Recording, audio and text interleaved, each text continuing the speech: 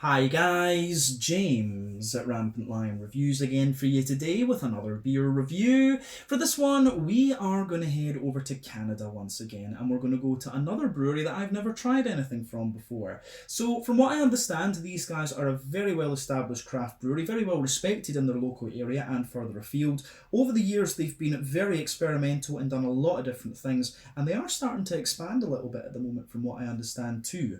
But for me, trying Canadian beers from anywhere is always a bit special. We don't see too much in the way of Canadian stuff over in Europe, and I have noticed that in Japan that they seem to get quite a few things from Western Canada as opposed to the things from Eastern Canada that we see in Europe. So yeah, always cool to try new beers from Canada, wherever they're from. But this particular beer comes from an area that I have family connections to as well, so that's also pretty cool. But the beer itself is a style that I haven't covered all that much on the channel. I haven't seen one of these in a very long time either, come to think of it. So yeah, I think this should be quite an interesting one. So needless to say, I'm very curious to see what this beer is going to have in store for us. Always nice to introduce new Canadian beers and breweries to you here on the channel. So yeah, hopefully it's another good beer. Hopefully it makes for an interesting review. And as always, I hope that you guys enjoy my take on this one as well. So yeah, for this review then, we are going to go to a little place called Delta, which is to the south of Vancouver in the southwestern part of BC, British Columbia in Western Canada.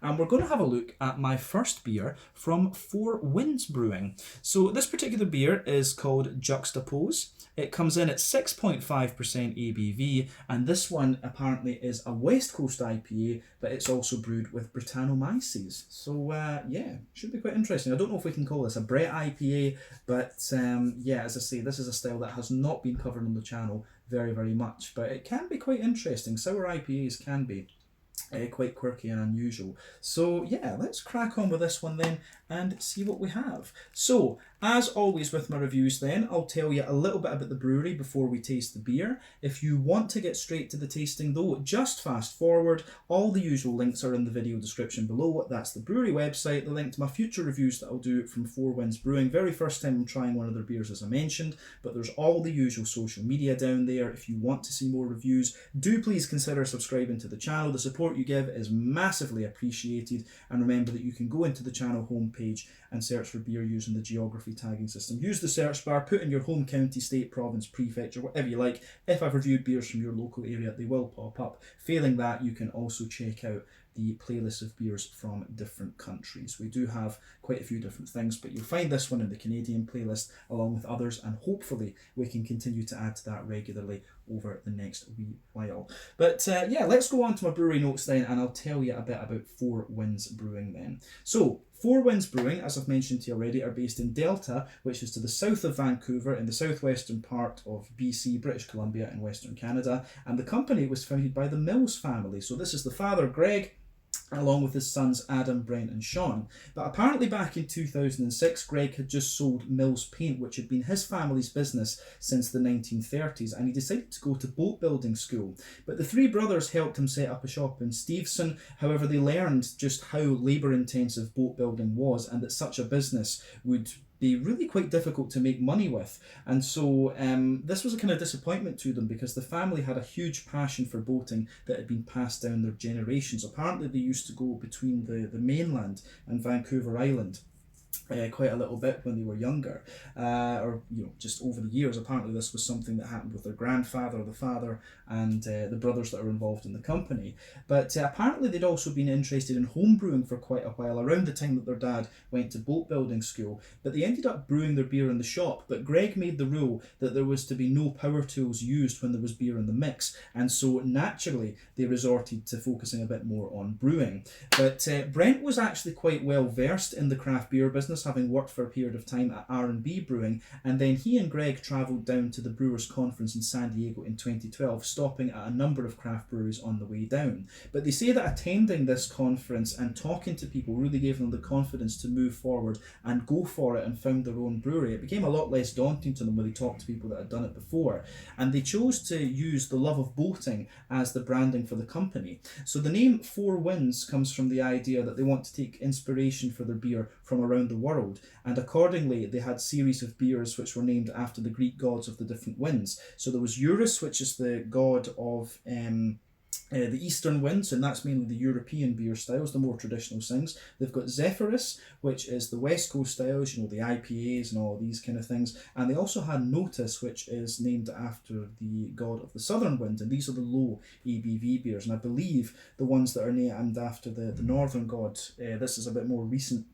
are the big kind of barrel aged things and stuff like this. So yeah, they've got a lot of interest. They've got a lot of interesting ideas when it comes to actually naming their beers. But the brewery itself opened its doors back in 2013, and they were the first brewery in Delta. And this meant that there was quite a high demand for their beer. They found it very easy actually to get their thing off the ground, and so they grew very, very fast. And over the years, they've upgraded the brewery infrastructure several times. They've got an on-site tap room which has 12 different taps, usually of all of their own beers, but I think they do tap takeovers and stuff like that. There's also a kitchen there as well, which has quite an impressive menu when you look at it. Check out the brewery website if you're interested. But very recently, in September of 2022, they announced that they would open a new restaurant in the Lower Mainland. So that will be quite interesting for them going forward. When you see the conceptual pictures of this, it actually does look pretty damn cool, I have to say. But as of December 2022, when I'm filming this review for you, these guys have produced around 200 different kinds of beer, and they are continuing to do lots of different things. But the ones I saw on the tap list when I was checking it out, there was a mix of different lagers in there. There were a few different IPAs and stuff like that, and they did actually have a bourbon barrel aged stout too. So yeah, as I say, quite a well respected brewery, this one. They seem to do a lot of different things, and yeah, hopefully when I make it out to Canada once again, I'll be able to go and check them out. I haven't been to Canada in about 20 years, and I do need to go there, and especially to the west, and see where my grandpa was training for the war and things like that. That's definitely on the cards. But yeah, well, it's a little bit strange, actually. I don't know what happened with the lights there, but there you are. It's back up and running. But yeah, as I say, that's everything I need to tell you about Four Winds Brewing for the moment. If you want to learn more about these guys, you can check out the brewery website. You can follow them on Facebook and Instagram to keep up to date with all the latest goings on. And you can check out the Rate Beer or Untappd pages to learn a bit more about all the different beers that they've done. So yeah, let's get on and actually have a look at the beer itself. So as you can see, the can on this one is quite interesting. There you can see one of the symbols of Four Winds there. So you've got your hop flowers, you've got your grains, you've got the water, and I believe the little dots are probably meant to be the bacteria, of course, your yeast. But plain silver top on the can there. This one is a 473 milliliter can, which is of course 1 American pint. So yeah, it's kind of interesting that I guess the Canadians use the American pint rather than the old imperial pint. Which is it's kind of interesting that, of course, just because I think they still use miles and stuff in Canada rather than kilometers, but obviously Australia use Ks and things like that. So yeah. But anyway, an imperial pint is 568, an American pint is 473 milliliters. But like we said earlier, this is a 6.5% West Coast IPA that has been brewed as well with some Brettanomyces, and I'm noticing here that this one also contains a little bit of oat. So yeah, let's get this guy out and we'll get on with the tasting then. The Juxtapose. Not had a Brett IPA in quite some time, so this should be something a wee bit different and quite interesting. So yeah, I have to say as well, with these Canadian beers, I've been quite impressed with the level of freshness that they have. So they must have a good link up between Japan and Canada to get these things over here in pretty good condition, because that's one of the things in Europe. Quite often some of the American stuff we get is just not in great condition, I have to say. But the Canadian one that we had before was actually pretty nice, and the American stuff I've tried over here in Japan actually has been in pretty good condition too. But yeah, anyway, let's see what this beer has in store for us. Now, I have to say, this looks definitely more like a New England IPA rather than anything else. But before the head disappears, we can see that it's poured with just over a half finger of a frothy, I would say kind of cream coloured head. It does look very nice. Some small bubbles down there, but a few kind of medium and bigger sized bubbles as well. But you can see colour wise, this beer has poured a lovely kind of bright yellow sort of mango juice colour. Now remember, the colour of your beer depends on 1, the type of malts that you use. This goes a long way to determining your EBC rating. 2, length of your wort boil is also going to play a role, because the longer you boil the wort, the more the sugars caramelise, and thus you get a darker colour of beer. But any barrel aging that you do or any adjuncts that you put in will affect the colour of the beer as well. But yeah, you don't often have to care about those latter two variables when it comes to IPAs. But certainly this one looks more like a kind of New England IPA because of the haze. The haze in this beer will most likely be down to the fact that it's probably unfiltered, and it'll be the oats that are giving you most of this haziness. But it certainly looks very nice. Not much in the way of visible carbonation, I have to say, although there are a few bubbles just going up toward the bottom of that head there, but the head has faded away to be a nice kind of thin foamy layer as well. But yeah, I think it does go together really quite nicely. So yeah, I think that I think it looks pretty good, I have to say. So yeah, not quite what I expected. I did expect a more West Coast looking IPA, this one, like more clear and things. But you know, appearance doesn't really matter. The main question, of course, is does the beer taste good, and we're going to find that out in a minute or two. But yeah, let's take a wee look at the aroma of this one then and see what we have. Yeah, that's quite interesting actually. I'm going to say straight away that if I was smelling this beer blind without knowing what it was, I'd probably think that this was like a New England Session IPA or a New England Pale Ale, something like that. Because it doesn't come across as overly bready and sour in the aroma. I have to say that it doesn't come across overly bready and sour. It actually comes across as more kind of zippy, and quite often what they'll do with New England Pale Ales and Session IPAs and stuff is they will put a little bit of wheat in there, or maybe a little bit of acidulated malt, just to give the beer a zip. And this one actually reminds me, the aroma that you get out of this beer reminds me to an extent of some of the beers that I had from Magic Rock Brewing in are they Huddersfield in Yorkshire. Yeah, the aroma of this one really reminds me of some of the old school Magic Rock beers from England back in the day. So it has a little bit of that kind of zip to it, and that, of course, the thing that you'll get from the acidulated malt is very similar to the kind of like sharpness and tartness you'll get from Brettanomyces. So it's an interesting comparison, that actually different ways of getting similar aromas, and I don't know if you probably not flavours right enough, but certainly a way of getting similar aromas for sure. But the aroma of this one is quite nice. The more that you smell of it, the more I get, you know, the more I start to get at least a kind of New Englandy type backbone to this one. I'm sure it said on their website that this was meant to be like a West Coaster, but brewed with Brett. But we'll see anyway. It doesn't particularly matter what style it is. The question is whether it's good or not, and I think it probably will be, considering this brewery's reputation. But yeah, aroma-wise, let's just break this down and describe it a wee bit more kind of in depth then. So the backbone of the beer, you absolutely have this little bit of kind of a fresh white bready bread crust. That's the backbone of your beer. On top of that, you start to get a little bit of a wholemeal brown bready kind of character, and also some fluffy white bread. There are little elements of kind of woodiness in there, and also some there are some elements of woodiness, like I say, and also a wee bit of yeah, there's a wee bit of woodiness in there, and also a little bit of you know, a bit of cracker. You do get a little bit of a kind of Jacob's cream cracker out of this beer, I have to say. So yeah, but on top of that breadiness, you can smell the oats in this one, and it's kind of interesting because, as I've always said, oats are a good indicator of how fresh your beer is. The creamier they smell, the fresher the beer is. The drier they smell, the older it is. This one's kind of somewhere in the middle, and that's understandable considering the distance that has come. I don't know how many 1,000 miles it is from BC over to Japan, right enough. But yeah, you can certainly smell there's a bit of the oaty creaminess in there. You've got a little bit of sweetness coming out of the oat in this beer as well, and you've also got just that little bit of dryness too. So I really like how this one, I do really like how this goes together in that particular sense.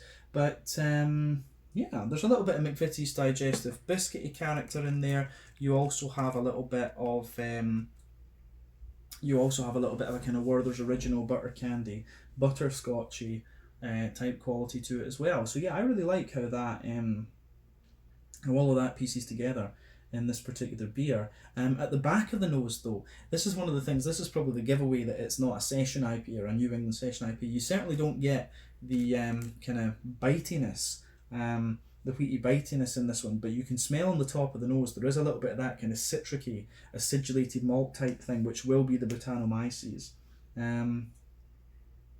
So yeah, this I think should be quite interesting. The more that I sugar the beer up as well, I start to get a bit more of a kind of farmhousey, yeasty, grainy sort of thing out of this one. So yeah, there's a few interesting points going on with this beer when it comes to the yeah, there are a few interesting points going on with this beer when it comes to the different malty and yeasty aromas for sure. But I like this. I do think this goes together very nicely. So, I think that's everything we need to say about the malty side of the beer. Hoppy side of things then. Green component for me, it has a nice kind of... It does have a good little bit of grassy and floral character to it, but there's a touch of earthiness in there. A nice bright floral aromaticity, which tells me this beer... I think this one is mainly leaning toward late addition and dry hopping, to be honest with you.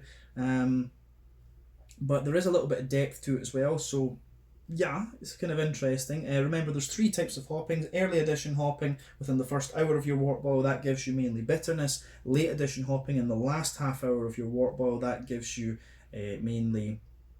How would you say? It mainly gives you flavour and aroma, but there is a little bit of bitterness involved there. Then dry hopping after the wort boil gives you quite a lot of... it gives you pretty much all flavour and aroma. But this one, you're getting a mix of everything. And I think it said on the front of the can it's 50 IBU, so the chances are there will be whirlpool hops in this one to get that level of IBU. But the green component for me, as I say, nice bright floral character, good little bit of smooth grassiness as well. And then after that, you have a little touch of... you do have some nice fruity characters to this beer as well. So yeah, let's focus on the fruity side of things then. So for me, the fruity side of the beer, it's actually like a smooth kind of apricot, maybe a little bit of pineapple coming out of this one. I get a little touch of passion fruit, but yeah, as I say, apricot, pineapple, there's a little bit of a kind of lemon limey character to the beer as well. So yeah, the way that this goes together is pretty interesting for sure. Quite a farmhousey beer, this one, in some ways. But yeah, I'm really not sure exactly what to make of this one, I have to say. So we'll need to just have a taste of it and see how we go. But certainly an interesting aroma, and after 3,600 reviews, this is what you want. You want beers that are going to test your palate and your nose and things a little bit. I think this one will do that. So as I always say, take a bit of time to ponder over the aroma, but we are going to get stuck into this one now. So this one is the Juxtapose, a 6.5% IPA with Brettanomyces apparently, from Four Winds Brewing in Delta in British Columbia over in Canada. Slange, Skull, cheers.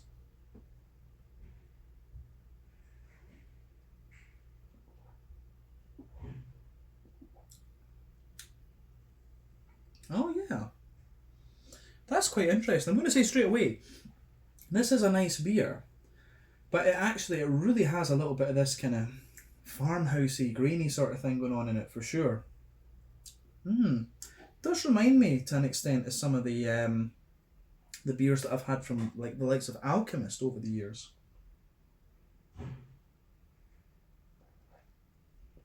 Yeah, that is pretty interesting. So yeah, I'm going to say this beer gets a thumbs up for me, and it is different to what we've reviewed on the channel in recent times, so I'm happy about that as well. Because obviously after 3,600 reviews, we're a bit tired of the New England hazies and, you know, regular stuff. We want some things that are a bit different, and of course trying beers from different countries is always a good way to deal with that. But yeah, the flavour profile of this beer is pretty nice, I have to say.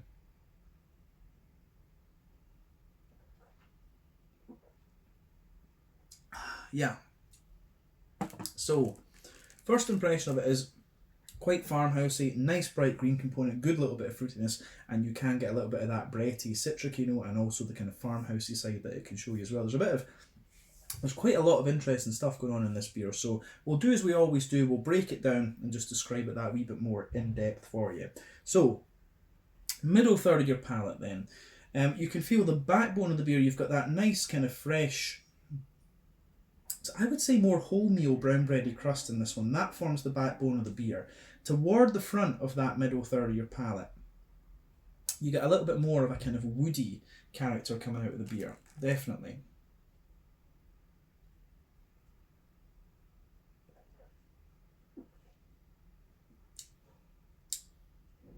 So yeah, there is a little touch of a woody character within that. On top of the beer, you've got a good little bit of a kind of crackery. You've got a good little bit of kind of crackery note to it as well. So yeah, the brown bread crust, a little bit of woodiness further forward, and a nice little bit of a kind of crackery character. And then above that, you have more of a kind of white bready note to the beer. You can feel that sort of fresh and slightly fluffy white bready note in there, but it's more like a kind of whole, actually maybe not, I think there's a layer of kind of wholemeal brown bread and then there's a layer of white bread. It's a very layered, it is a very layered malt base that's coming out of this beer in the flavour for me, but it's still, as I say, it is certainly quite nice.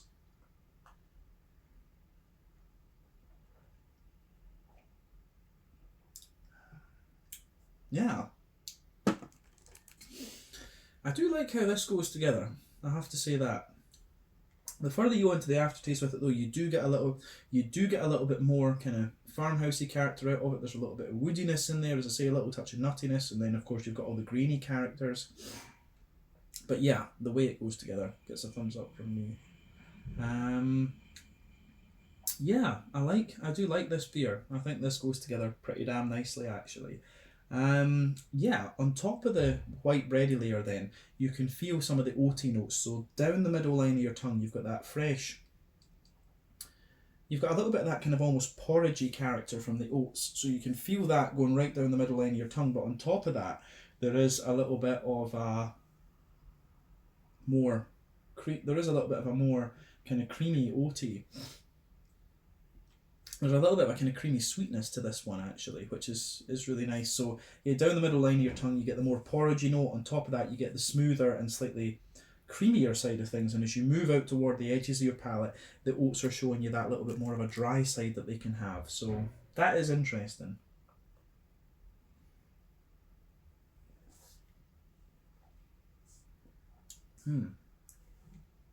So yeah, I like how that goes together, certainly do.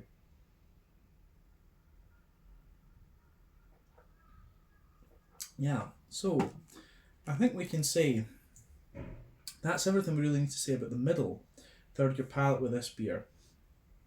But the further you go into the aftertaste with it, it gets a bit more grainy and brown bready and a little bit more sort of woody and things. So yeah, I do like how all of that pieces together. It's really nice in that sense. And as I say, the more that I drink of this beer, the more I kind of get a little bit of farmhousey character out of it. It's got a wee bit of that, kind of crackery, zippy sort of thing you expect of the Brettanomyces. So yeah, but a very well balanced beer. The Brettanomyces doesn't take over. But let's look at the back third of the palate then and see what we've got going on there.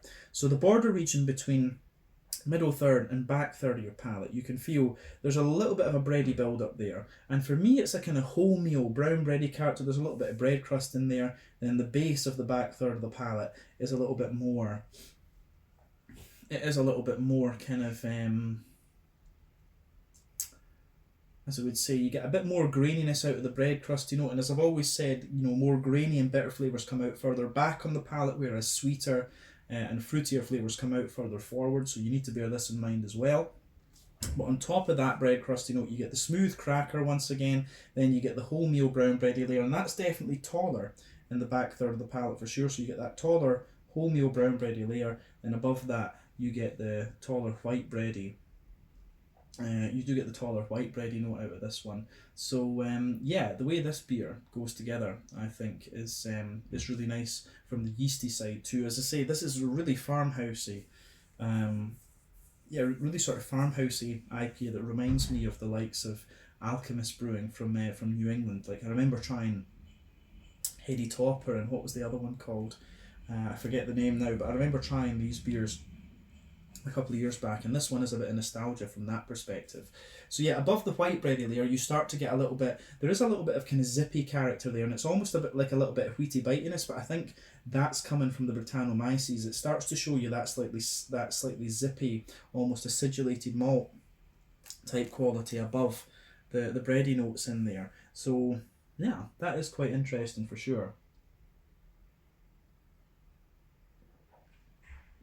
Above all of that though, you start to get some other things going on. So on the top part of that back third of your palate, you can feel this really airy, farmhousey, bready, crackery sort of thing going on. And like I said, I really like how that pieces together in this particular beer. There's some really nice, just sort of like woody, honeycomb, crackery, brown bready sort of flavours there. So yeah, definitely on that back third of your palate, you can feel the flavour is most definitely taller than as you come further forward into the middle third of your palate, it just kind of squashes down and condenses together a bit more. So yeah, I think that's everything to say about the malty and yeasty side of this beer, other than that the further you go into the aftertaste with it, you start to get more of these, you do start to get a little bit more of these kind of grainy, woody, crackery sort of flavours out of it. So yeah, gets a thumbs up from me for sure. But yeah, in terms of the hoppy side of things with this beer then, so back corners of the palate, you've got a nice little bit of earthiness in there. As you move further forward, you do get a little bit of a herbal character, but then as you push further forward towards the kind of front corners of your palate, you've got a little bit more kind of floral aromaticity. Now I think just from how deep the floral aromaticity is in this beer, how deep the flavour is, I think it is fair to say that there has been some whirlpool hopping with this one, so early edition hops. You do get that nice deep floral aromaticity, that takes a bit of time to come out, but you've also got a little bit of the brighter, spicy sort of thing there as well, toward the front corners of the palate, but round the front curve of the tongue, it's got a little bit more of a kind of lighter, grassy, zesty sort of thing as well. So yeah, I like that.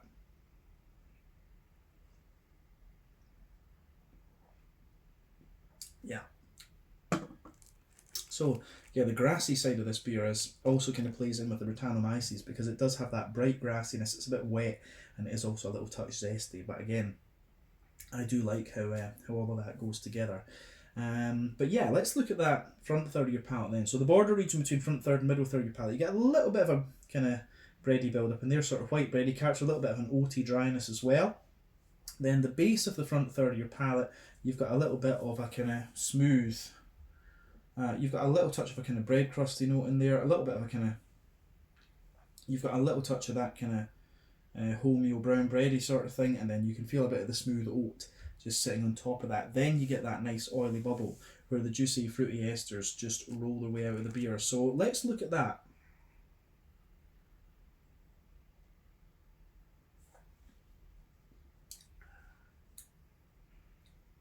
So yeah, the fruity side of the beer is actually kind of similar to what I was picking up in the aroma. At the back of that front third of your palate, you've got a little bit more of, you do have a little bit more of a kind of passion fruity character coming out of it. So there's a little bit of a kind of stronger passion fruity note in there. There's also a little bit of a more, there's a little bit of a stronger kind of passion fruity note in there. There's also a little bit of a more, something else kind of stone fruity, I would say. So yeah, a little bit of a stronger pungent passion fruit, but as you move further forward it kind of mellows out a little bit. I wouldn't be surprised if it's Simcoe or Victoria's Secret that's in this, because you get that, maybe it's Victoria's Secret, because Simcoe is pretty much straight up passion fruit for me. But yeah, as you move further forward in this one, you get a more mellow passion fruit and then a bit of a juicy mango as you reach the middle of that front third of your palate. But underneath it, there is definitely a little bit of a dried apricot-y type quality, and you're also getting wee touches of pineapple out of this beer as well, I would say. But when you go into the kind of front half of that front third of your palate, the beer really shows a more kind of zesty, lemon limey type character, which I think is quite nice actually. So that also gets a thumbs up from me. Pardon me. So yeah, the front half of that front third of your palate,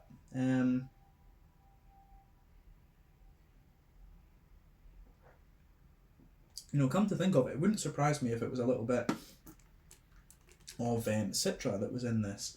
But something tells me it's not. I can't really place why I'm thinking that it's not. But yeah, as you move into the kind of front half of that front third of your palate, it would be a little bit more, it has got a little touch of an oily kind of limey character to it as well. Maybe Motueka, for example. Something just tell me it's Motueka. Equinaut, of course, would be the American answer to Motueka, you know, the sort of oily limey character, and then yeah, you've got that zesty grassiness coming out of the beer as well. So yeah, the way this beer goes together I think is really quite interesting for sure. So yeah, it's a really nicely done one, this, and as I say, the Brettanomyces, the sort of zestiness that this beer has, a little bit of that could be due to the Brettanomyces too. So it shows you the farmhousey and the kind of zesty side of the Brettanomyces, but it doesn't let that take over the beer per se. It kind of, this one is more like a kind of farmhousey New England type IPA with a bit of that kind of Brettanomyces sour side to it, which I do like. It's not sour, well I say sour side, but it's Not at all. It's more a kind of farmhousey IPA, this one, but I like it. I certainly think this goes together very nicely. So big thumbs up to Four Winds Brewing for this. And this makes me very curious to try some of their other beers. If they're doing a bunch of lagers and things, I'm really into my lagers at the moment. I would love to try those. But yeah, let's round off this review then with a wee look at the mouthfeel.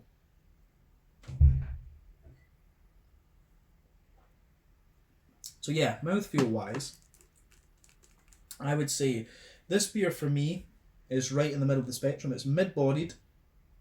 The carbonation is very, very smooth in this one. Yeah, smooth carbonation, mid-bodied, just generally quite a smooth beer. In terms of IBUs, they say it's about 50. I would have thought maybe some of the hops have dropped out of this one a bit. I'm really not sure exactly how fresh this beer is, but yeah, there is a good little bit of bitterness to this one. I'm not sure if I would have said 50 IBUs in fairness, but still. So yeah, there's a bit of bitterness to the beer. The malt base, as I said, has a bit of graininess to it, a bit of smoothness, and there's a little touch of sweetness in there, but not overly much. And then the fruity side of this one, it has a little bit of the zesty, kind of zippy character because of the a little bit of that zesty, zippy character from the Brettanomyces. And then yeah, you've got some lovely, smooth, juicy tropical fruits and a wee bit of a kind of more lemon limey, zesty character to it as well. But overall, a really solid beer, I would say, from Four Winds Brewing, and it makes me curious to try some of their other stuff. So yeah, you can't ask for much more than that from a first beer from a brewery that you've never encountered before. So yeah, I think we can leave it at that for this one. So this was the Juxtapose, a 6.5% IPA. With Brettanomyces in it from Four Winds Brewing in Delta near Vancouver in British Columbia in Western Canada. Always cool to try some new Canadian beers from different provinces for you here on the channel. If you are interested in learning about more Canadian beers, of course, do check out my Canadian beer tubing colleagues. Lee Russell, who's been around since the dawn of YouTube. You've got the likes of Redbeard, Western Canadian Beer Reviews. There's a whole bunch of others in there. I apologise for not remembering the names of all the channels, but there are some really nice people within the beer tubing scene over in Canada that are worth checking out. But yeah, this one was a really nice beer, and hopefully we can do some more British Columbian and Albertan beers at some point in the future as well. So more Western Canadian stuff would be, pardon me, very, very nice. But until the next time, thank you for watching my reviews. Until the next time, and please like, subscribe, share, all the usual YouTube stuff. Let me know your own thoughts on this beer in the comment section below. Let me know what your favourite beers are from Four Winds as well, and do let me know some other BC and Alberta breweries that I should be checking out, and hopefully we'll come across those at some point soon. But till the next time, slange it, skull, cheers. I've said until the next time about 4 or 5 times now. Slange it, skull, cheers, and I'll see you guys in the next review. Kampai.